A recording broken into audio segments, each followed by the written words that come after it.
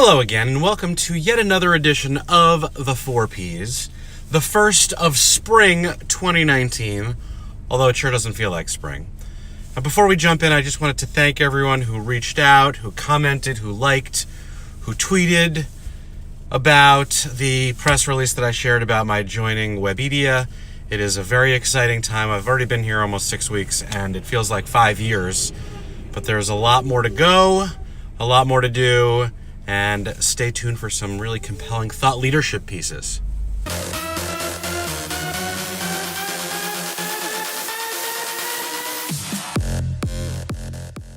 Unscripted, unfiltered, unrehearsed, probably unhinged.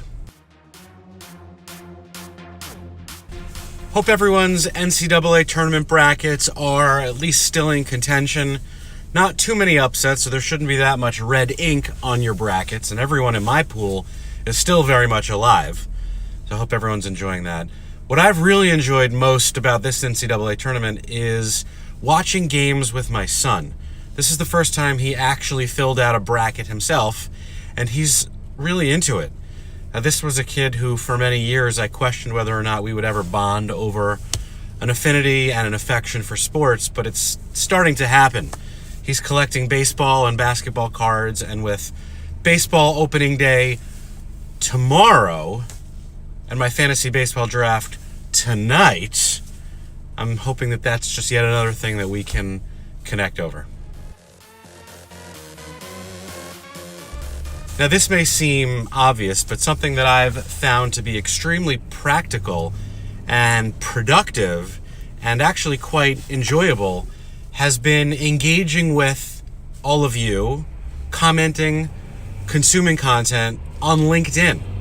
Now, LinkedIn was always the kind of step cousin of all the big social platforms, but it has come into its own, my friends.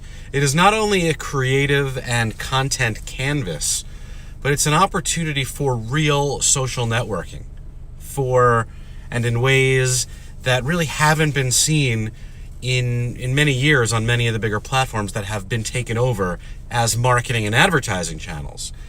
It's helped me reconnect with people that I worked with or was friends with for many years ago. And as I've gotten settled into my new role, it's been extremely beneficial to connect with vendors and journalists and prospective clients, former clients, people in terms of hiring. It's really, really great. And I encourage you guys to spend more time on it. Obviously, if you're watching this, you've spent at least 1 minute and 13 seconds on LinkedIn today. But dig in. Don't be afraid to share. Don't be afraid to like and comment, and just have a go at it.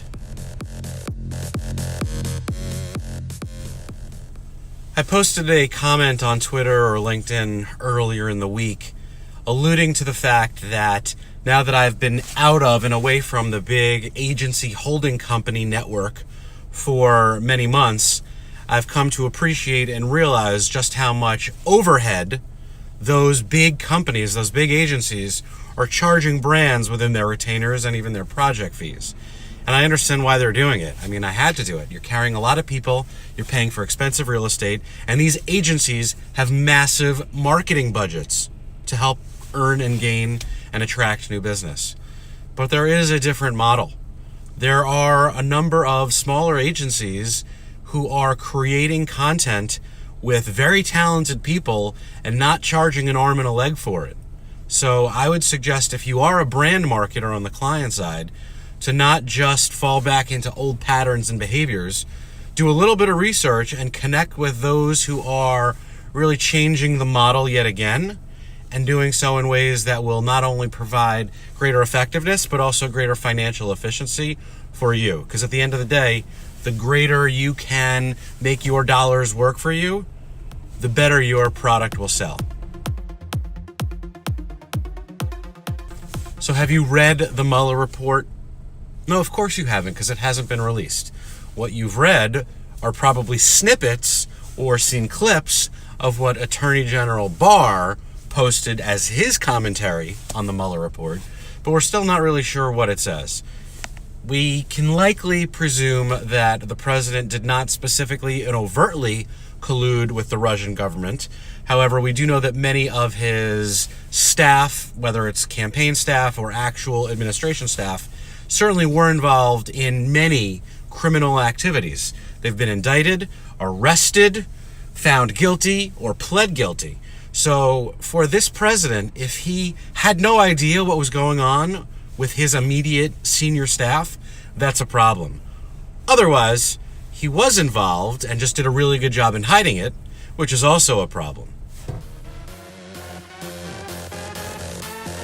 That's why I'm proud to sponsor and endorse Leo Morejon for School Board 2019.